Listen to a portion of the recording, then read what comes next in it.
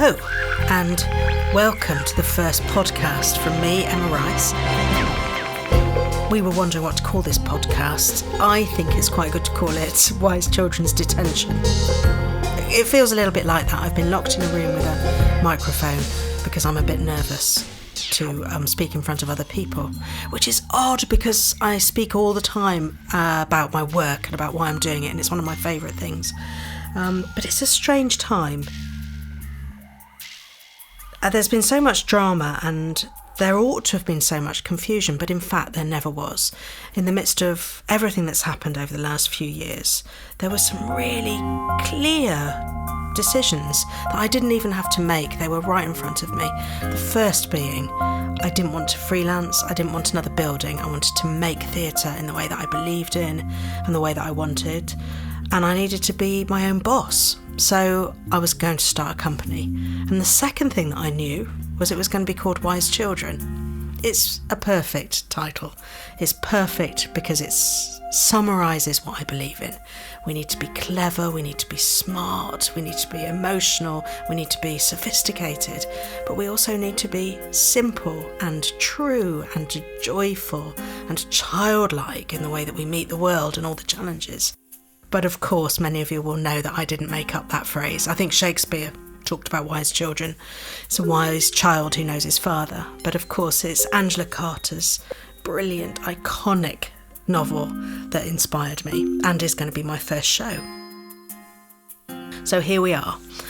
I've put together a company of collaborators that I've worked with many times before, some just a few times, some for decades, and also some new people, which takes me on to what I was doing just a couple of weeks ago, which is an R&D for Wise Children. R&D stands for Research and Development. It's a term that's used a lot, and it really means that you often do it. You might do it years before you do a project, but this is a few months. I get as many people together who are going to work on the show as possible. I explore the areas that are the unknowns, and therefore the exciting bits of the project. Here's Katie Owen talking about one of those tricky problems. So after the girls, Dora and Nora, have encountered their father for the first time in the theatre, Grandma Chance obviously doesn't like this chap because he's denied his paternal rights to them and won't acknowledge that he's their father. She gets very cross and she decides it's time to tell the girls about the birds and the bees, about sex, about what goes where and who does what. But she taints it with her own opinions that the sort of male organ is the aggressor and the female organ is the beautiful butterfly. And she takes them through all the types of sex you can have. So we set to work creating a sex education class for Grandma Chance.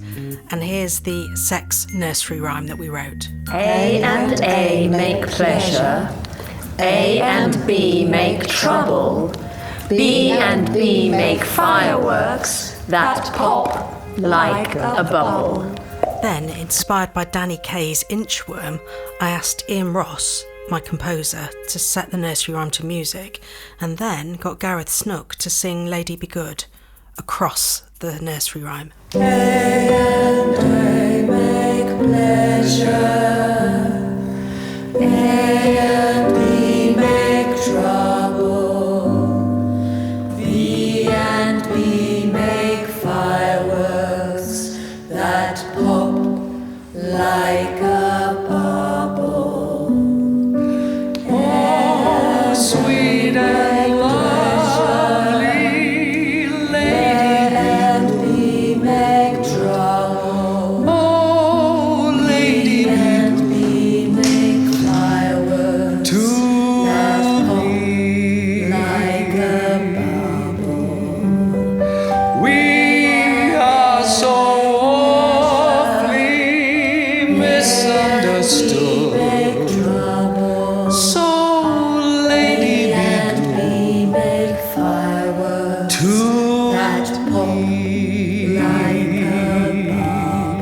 I think that's one of the things that defines my process, is that I try not to be too literal, and that means not always digging in at the centre or at the narrative or about what we know. I try and circle round the areas that you don't know, because they tend to be the things that are much more fertile, but also the areas of the work that contain surprise, which is really what I want. I talk about it quite a lot, but the one thing I don't want to do is make the work that I imagine. That may sound odd, but my imagination is only my imagination. The thing that's exciting is what I can't imagine or what I don't know. And my process is very much about how to liberate those pockets of unknown and animate them. And I have lots of ways of doing that. So for myself as a writer and adapter and director, it's looking around the hinterland. I've been reading lots of Angela Carter's poetry, for example, trying to see how I can get under her skin, and her biography, how I can use the clues that Angela Carter has left me. I was also given a mixtape of the music Angela Carter was listening to when she wrote the book, so I listened to that and I weave it into the writing. And then I do the same when I meet the actors and the creative teams that I'm going to work with. We work out of the material into the areas of unknown. I think how we pass through time is a real challenge. This novel spans 3 generations, even more actually, but I've done a bit of editing which has made it slightly simpler than the original novel. So how can you describe time passing and also people getting older? So I've been experimenting with different people playing the characters at different stages in their lives. And then, of course, you've got the fact that they're all twins. It's literally an impossible book, this, can I say? So how do I do that? And the big decision I've made is to completely cast away from the idea of twins. One of the things I love about theatre most is the power of suggestion. In theatre, you can pick up a piece of paper, you can wave it about, and somebody only needs to either say it's a butterfly or treat it like it's a butterfly, and the whole audience can use the power of their collective imagination to see a butterfly. And that's what I'm on the planet to explore. So, with that in mind, I've cast all my twins so differently you can't imagine. I've got every colour of skin, every gender, every height, every size, and all we're going to do is say these 2 are twins. And it's effective and it's funny. It's very funny to see that, but it's also quite moving, because I think by making that choice it allows the twins to be every person, everyone. So I think it actually opens up the world. I'm not being literal, I'm not being logical even, but I am being emotional.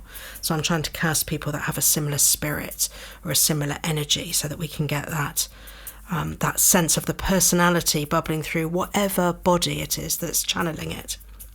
So we explored that. We started working on the musical palette.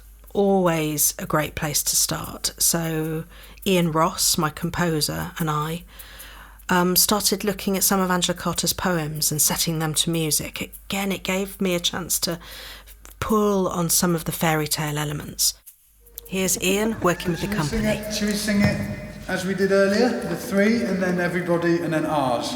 Yes, Yeah? please. Ready, Emma? Always. 5,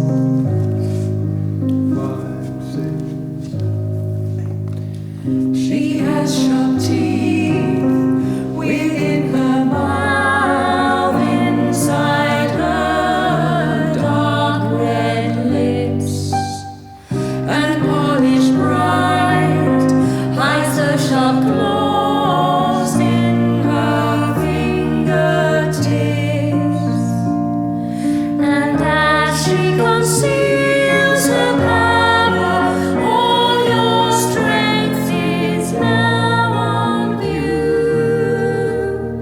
You think you are possessing her, but she has not her teeth in you. Lots of my work, in fact I'm going to say all of my work has a chorus. It's one of the first questions I ask of myself: who's telling the story and whose eyes are we seeing the story through? And I thought a lot about dances and how bloody hard they have to work to do their job. And it's not just that night or that morning, it's from children. They train and they're exhausted and their feet hurt, and the book beats, throbs with the pain of dancing as well as the joy of dancing. So I wanted to sort of honour that, the hard graft of show business.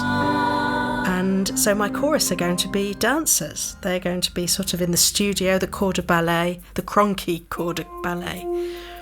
And they're not going to speak. So we invented our own sign language, which is rather like that epic mime in classical ballet. But we're using it to translate in our own way, creating our own language through Angela Carter's poetry and standard songs like There May Be Trouble Ahead. We've invented this beautiful poetic language which makes me cry. I feel like with these beautiful gestures we're somehow encapsulating all the themes of the show. Loss, poverty, hope, glamour, and a kind of epic passion, which is really what theatre is for me and for the people I work with and for all the people that have gone before us. I'll leave the last word to my friend and choreographer, Etta Murfitt. And who are the best dancers, Etta? Everybody's a good dancer in their own way, Emma. Thank you, Etta. That's the right answer.